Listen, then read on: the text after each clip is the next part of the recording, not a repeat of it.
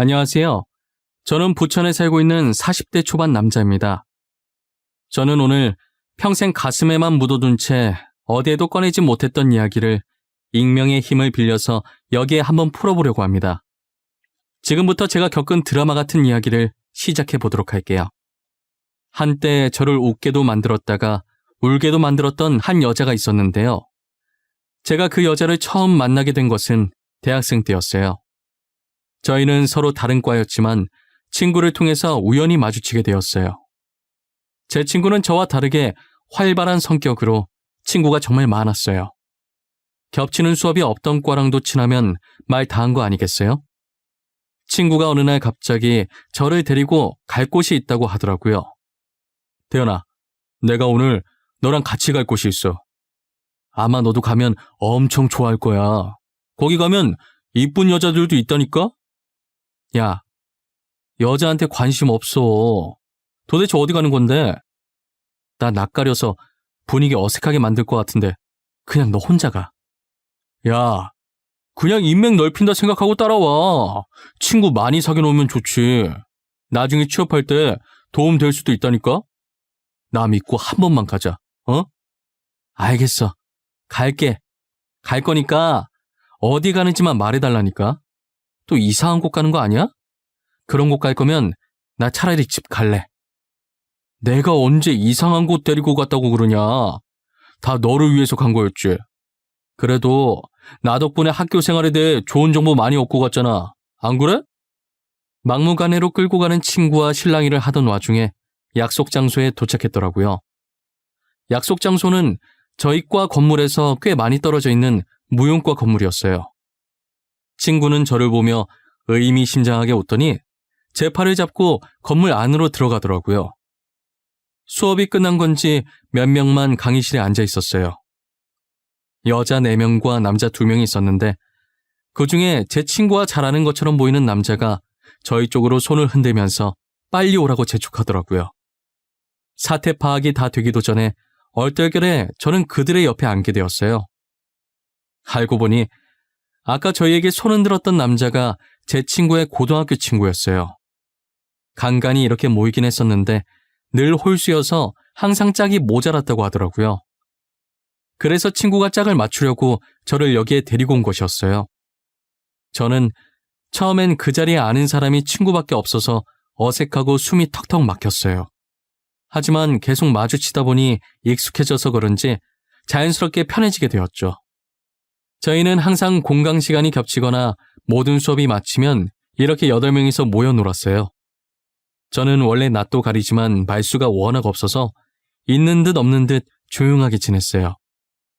그러다 그 중에서도 제일 활발했던 여자 한 명이 제게 다가와서 말을 걸더라고요.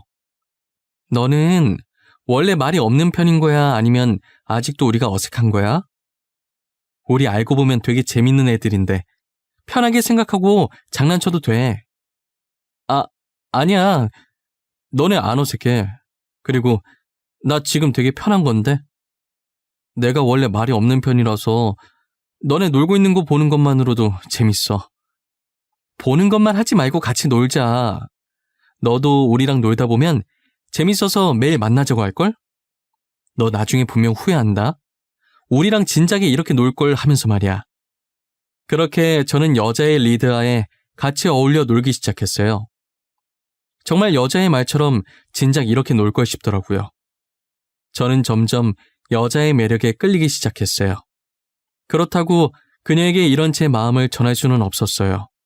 그녀는 여자들도 반할 만한 외모의 소유자였거든요. 그녀에게 대시하는 수많은 남자를 두고 저를 만날 리 없다고 생각했어요. 저는 그런 그녀가 저와 같이 놀아주는 것만으로도 감사했습니다. 하지만 이런 만남도 새내기 시절 잠깐이었는지 다들 학점 챙긴다고 바빠서 지속적으로 만나지는 못했어요. 저는 학고 위기에 놓인 간당간당한 제 성적에 허우적거리고 있었고 그녀도 실기시험이 많아 준비하느라 시간이 없었죠. 결국 우리는 졸업할 때까지 제대로 연락할 시간도 만날 시간도 없었어요. 저는 조그만 중소기업에 취업하고 오랜만에 친구와 만나게 되었어요. 친구도 이제 막 시작하는 스타트업 회사에 취업했더라고요. 이런저런 영양가 없는 말만 하다가 새내기 시절 때 이야기가 나왔어요. 태연아, 대학교 1학년 때 기억나? 한참 무용과 애들이랑 놀러 다닐 때 말이야. 우리 그때 진짜 재밌었는데, 그치? 나는 가끔 그때로 돌아가고 싶어. 더 열심히 놀 걸 후회한다니까? 기억나지? 어떻게 잊어, 그걸? 내가 처음이자 마지막으로 제대로 놀아봤잖아. 나 원래 엄청 조용했던 거 알지? 진짜 걔네 덕분에 많이 밝아졌잖아.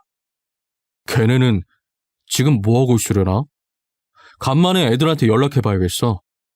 우리 다시 뭉쳐서 그간 쌓였던 스트레스 다 같이 풀어야지. 안 그래? 친구가 했던 말이 빈말이 아니었던지 조만간 만나기로 했다고 톡이 왔더라고요.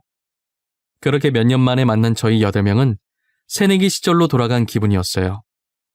다시 만나게 된 그녀는 그때보다 훨씬 더 예뻐지고 성숙해졌더라고요. 여전히 밝고 눈부신 그녀를 보자 감회가 새로웠어요.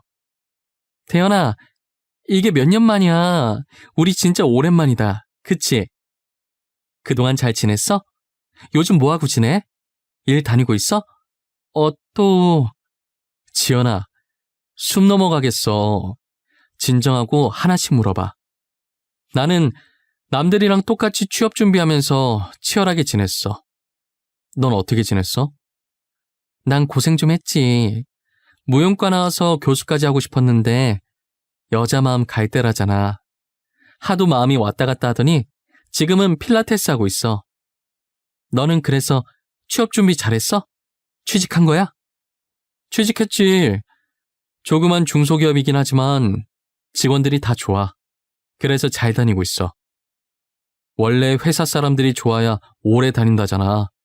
첫 직장이긴 한데 진짜 오래 다닐 것 같아. 다행이다. 와, 근데 넌 진짜 변한 게 하나도 없다.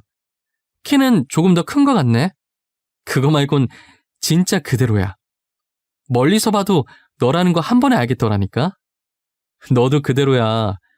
여전히 밝고 긍정적이고 그리고 얼굴은 그때보다 더 이뻐졌네. 뭐야, 나 원래도 이뻤어. 너네가 나를 친구 이상으로 안 보니까 그런 거지. 이래봬도 학교 다닐 때 인기 많았단 말이야. 남학생들이 나 보려고 줄을 섰다니까. 난 아니었어. 지금 시간 많이 흘렀으니 하는 말이지만 난 너 친구 이상으로 봤었어. 눈치 못 챘던 건 너지. 아마 너한테 줄 선 남학생들 중 한 명이 나였을걸? 그녀는 과거에 제가 품고 있었던 마음을 처음으로 고백하니 한동안 아무 말도 못한 채 가만히 서서 눈만 꿈뻑거리더라고요. 저는 지금이라도 고백해서 마음이 조금 후련하다고 생각했어요. 지금은 그녀에게 아무 감정이 없으니 할 수 있는 말이었거든요. 하지만 그녀는 아니었나 봐요. 모임에서 헤어진 뒤 한동안 그녀와 톡으로 안부 인사만 오갔어요. 가끔 만나서 서로 상사욕도 해주면서 위로를 해주고 힘이 되어주기도 했고요. 그러다 대뜸 그녀가 제게 고백을 하더라고요. 나도 그때 너 좋아했어. 항상 말이 없던 네가 신경 쓰이고 그래서 먼저 말 걸고 장난쳤던 거야. 그래서 지금은 전혀 나한테 마음이 없는 거야? 다시 봤을 때 아무 느낌 안 들었어? 지연아, 여전히 넌 좋은 사람이야. 늘 주변 사람들을 밝게 만들어줘. 하지만 이제 막 사회에 뛰어들어서 지금 내가 누군가를 좋아할 여유가 없어. 기다려줄 수 있다면? 내가 기다린다고 하면 만나줄 거야? 나 기다리는 거 잘해. 너가 기다리라고 하면 얼마든지 기다려줄 수 있어. 그녀의 끈질긴 구애에 저는 두 손 두 발 들 수밖에 없었어요. 저희는 그렇게 6개월이란 시간을 함께 보내고 서로에 대한 믿음 하나로 결혼을 하게 되었어요. 아직도 그녀에게 목매는 남자가 많은데 그런 그녀가 제게 좋아한다고 고백하고 지금 결혼까지 했다는 게 저는 도저히 믿기지 않았어요. 한편으로 인기 많은 아내 때문에 걱정도 많이 되었습니다. 신혼생활 할 땐 저희도 남들이 부러워할 만큼 사이가 아주 좋았어요. 놀러 갈 때든 힘들 때든 무엇이 되었든 항상 둘이서 같이 하려고 했거든요. 하지만 역시나 아내의 인기는 저희 결혼 생활에 아주 큰 걸림돌이 되었어요. 결혼한 지 2년 정도 되었을 때쯤 아내의 외출이 잦아지더라고요. 친구를 빌미로 퇴근 후 집에 늦게 오는 것은 기본이고요. 주말에도 약속이 있다며 아침 일찍 외출해서는 일찍 들어와야 당일 밤에 오고 늦으면 그 다음날 저녁에 들어오곤 했어요. 그러더니 얼마 지나지 않아 외박하는 것이 일상이 되어버렸지요. 친구 집에서 자고 오겠다는 말을 밥 먹듯이 하기 시작했어요. 한 번은 아내에게 영상통화를 걸었는데 아내가 거절을 하는 거예요. 평소 같으면 피치 못할 사정이 있어서 못 받는가 보다 하고 넘겼을 텐데 그날은 이상하게 저도 오기가 생기더라고요. 그래서 영상통화를 한 번 더 걸었어요. 역시나 아내는 또 제 영상통화를 거절하더군요. 그때부터 저는 아내를 의심하기 시작했어요. 원래는 제가 따져 묻는 성격이 절대 아니었어요. 평소 저는 모든 일에 다 이유가 있겠지 하고 넘기던 사람이었는데 찝찝한 이 기분은 도저히 그냥 넘길 수가 없겠더라고요. 그래서 아내가 외출한다고 하면 하나하나 따지기 시작했어요. 나 미연이 집에 놀다 올게. 오늘 자고 올 거야. 그러니까 기다리지 마. 밥 다 해놨으니까 알아서 챙겨 먹고 있어. 미연 씨 집 가는 거 맞아? 나 오늘도 영상통화 걸 거야. 저번처럼 거절하지 말고 받아. 그리고 미연 씨 집에 꿀 발라놨어? 주말마다 안 가면 누가 잡아먹어? 당신 혹시 의처증 있어? 미연이랑 얘기하다 보면 전화 못 받을 수도 있잖아. 뭔 놈의 전화를 계속 받으라는 거야? 그리고 굳이 영상통화를 해야 돼? 도대체 전화 못 받을 일이 뭐가 있는데 무슨 일이길래 잠시도 전화를 못 받아? 당신 영상통화 말고 일반 통화로도 해도 잘 안 받잖아. 됐어, 그만해. 안 가. 내가 안 가면 되잖아. 그러니까 진짜 그만해. 고작 전화 가지고 예민 반응 보이는 아내를 보니 괜히 더 의심이 들더라고요. 저는 확실한 증거를 찾아야겠다고 마음먹었어요. 아내가 샤워하러 들어간 사이 아내의 폰에서 톡 알림이 뜨더라고요. 보낸 사람 이름을 보니 미연 씨더라고요. 그래서 그냥 넘어가려고 했는데 그 다음에 울린 알람을 보고 그냥 넘어갈 수 없었어요. 분명 미연 씨 이름으로 온 톡에 내용이 심상치 않았거든요. 오늘 밤 아내를 위해서 준비했다는 글을 보냈더라고요. 저는 그때 무언가 있다라는 쎄한 느낌이 들었어요. 다행히 아내 폰은 잠금이 걸려있지 않아서 손쉽게 톡방을 들어갈 수 있었어요. 미연 씨와 함께 대화를 나누던 톡방을 누르는 순간 온몸에 소름이 끼쳤어요. 알고 보니 미연이라는 사람은 아내가 저 몰래 만나온 남자였어요. 정말 치밀하게 상간남 번호를 미연이라는 여자 이름으로 저장해놓고 제가 의심할 수 없도록 만든 것인데요. 이제껏 미연이 집에 놀러 간다고 했던 것도 다 이 남자 집에 놀러 간 것이었어요. 아내의 이런 뻔뻔함에 정말 기가 차고 제가 지금까지 속았다는 게 어이가 없었어요. 저는 아내가 샤워하고 나오자마자 휴대폰을 들고가 따지기 시작했어요. 역시나 아내는 모르는 척 발뺌을 하더라고요. 당신, 이게 다 뭐야? 여기 있는 대화 내용들 뭐냐고. 이때까지 미연 씨라고 했던 사람 남자였어? 당신 지금 제정신이야? 당신이야말로 지금 무슨 소리를 하고 있는 거야? 미연이가 남자냐니? 당연히 여자지. 당신이 생각하는 그런 거 아니야. 그리고 남의 폰을 왜 마음대로 보고 난리야? 내가 무슨 생각하는데? 찔리는 게 있으니까 내가 그런 쪽으로 의심한다고 생각하는 거 아니야? 그럼 여기에 있는 커플 사진들은 어떻게 해명할 건데? 서로 사랑한다고 하던 대화들은? 아내는 모른다고 시침이 떼더니 전에 나눴던 대화들과 커플 사진들을 언급하니 그제서야 무릎 꿇고 빌기 시작하더라고요. 처음엔 정말 화가 나고 정말 빈손으로 집에서 내쫓고 싶었어요. 하지만 사람이 살다 보면 실수할 수도 있다고 생각해서 넘어가 주기로 했어요. 사람은 고쳐 쓰는 게 아니라더니 어르신들 말씀 틀린 거 하나 없었어요. 아내는 정신을 못 차리고 얼마 안 지나 또다시 외도를 하는데요. 이번엔 새로운 폰을 하나 더 만들어서 여러 남자와 대화를 하더라고요. 제가 아내를 의심을 해서 아내의 물건에 손대다가 발견한 건 아니고요. 멍청한 아내가 술을 먹고 새 휴대폰을 침대 밑에 떨어뜨려 놓은 거예요. 처음엔 못 보던 폰이길래 설마 있었어요. 저번에도 한 번 걸려서 넘어가 줬는데 또 그랬을 거라고는 생각을 못 했거든요.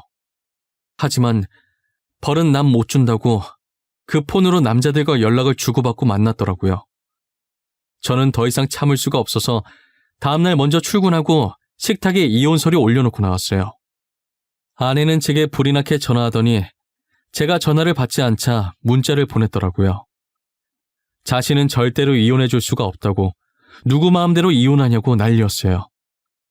저는 전날 보았던 카톡 내용들을 아내에게 전송한 후 이혼 서류에 도장 찍었다는 얘기 아니면 더 이상 연락하지 말고 짐 싸서 나가라고 했어요. 저의 완강한 태도에 아내는 결국 저와 이혼을 해주었습니다.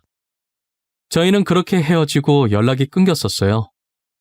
그때 같이 놀았던 친구를 통해서 건너 소식을 전해 듣긴 했지만 그마저도 이혼한 지 6달 뒤에 아내가 유학을 갔다는 소식을 끝으로 더 이상 어떤 소식도 듣지 못했어요. 유학을 가면서 모든 친구들과 연락을 끊었다고 하더라고요. 저는 더 이상 다른 사람을 믿을 수 없었고 결혼할 생각도 사라졌어요. 시간이 지나면 지날수록 미련하게 아내와 좋았던 기억들만 생각이 나는 거예요.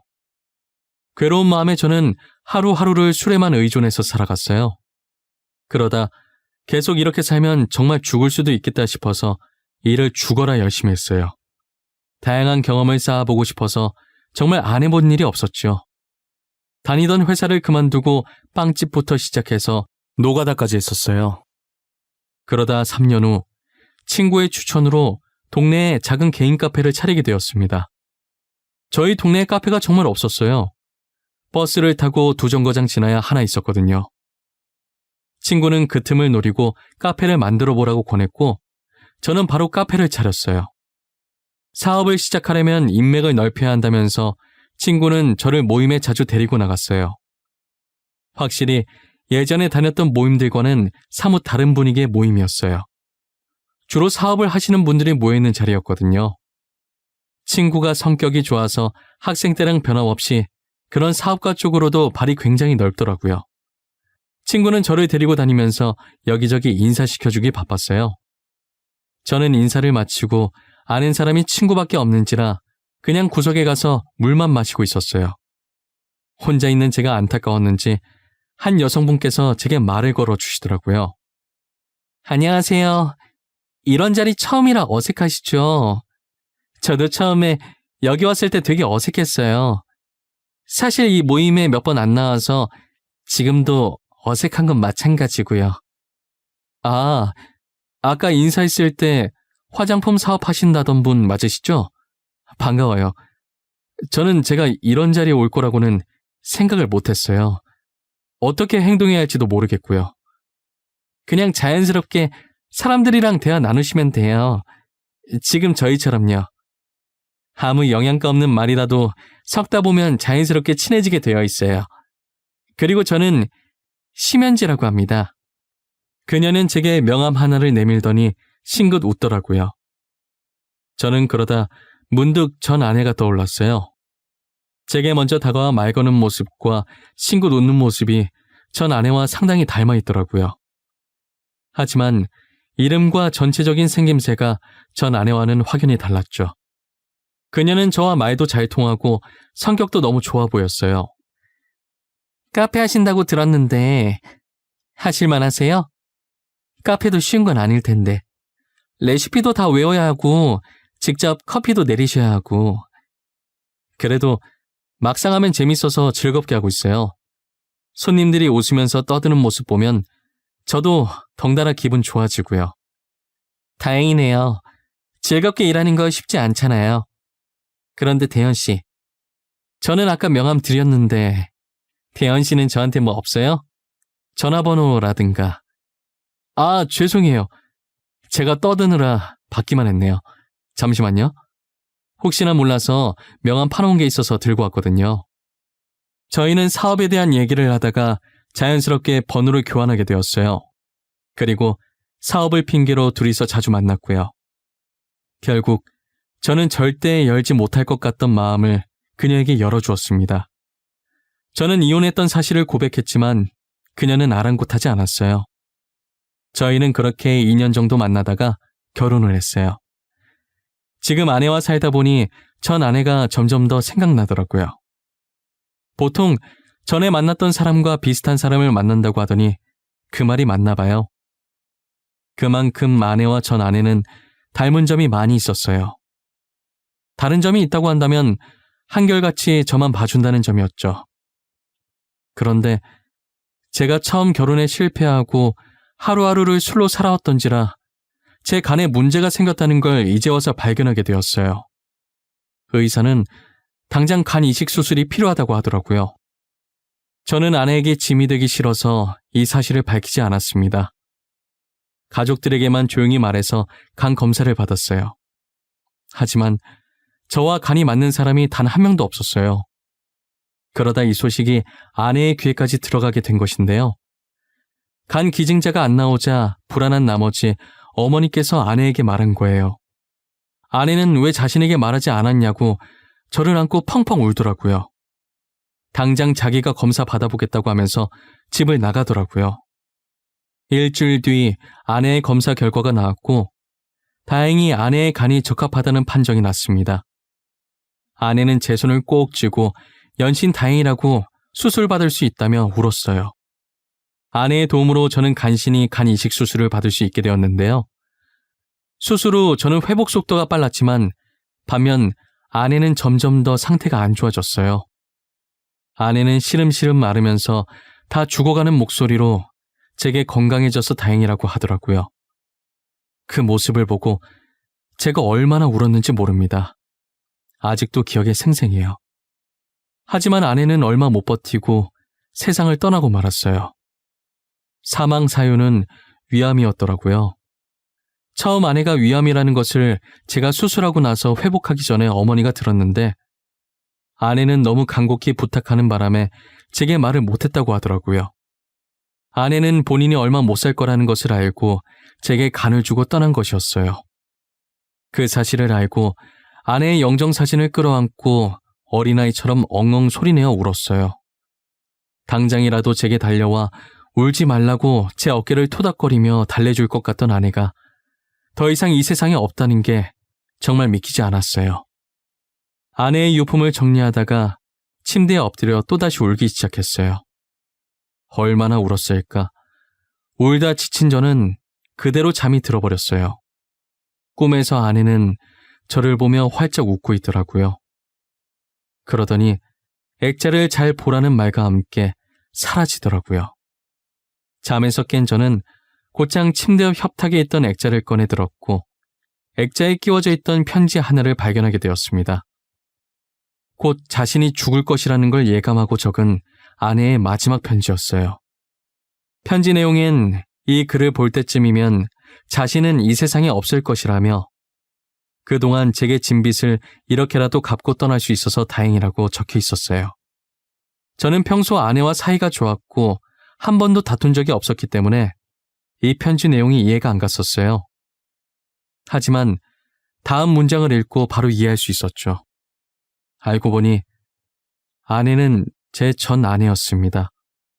유학 갔다던 아내는 사실 그 기간 동안 성형을 하고 이름도 바꿨죠. 그리고 나서 다시 제 앞에 나타난 거예요. 수많은 남자들을 만났었지만 다들 자기를 어떻게 해보려는 속셈만 가득했고 껍데기만 좋아했지 자신을 진심으로 사랑해주지 않았다고 제가 늘 그리웠다고 하더라고요. 아내도 울면서 쓴 편지였는지 한 장 가득 미안함이 담긴 편지지 위로 중간중간 눈물이 한두 방울씩 떨어져 있었어요. 저는 그 편지를 보며 눈물이 멈추질 않았습니다. 그동안 아내를 정말 수도 없이 많이 원망하고 미워했지만 저 못지않게 마음고생 심했을 아내를 용서하기로 했어요. 아내가 잠든 곳을 찾아가 이제 편안하게 가라고 마지막 인사를 했어요. 저에게 있어서 여자는 아내가 처음이자 마지막 여자였어요. 지금은 몇 년째 연애도 하지 않고 홀로 카페를 운영하며 지내고 있습니다. 앞으로도 누구와 만나지 않고 이렇게 혼자서 아내 몸까지 잘 지내보려고 합니다. 제 사연은 여기까지예요. 들어주신 모든 분들께 감사합니다. 늘 행복하세요.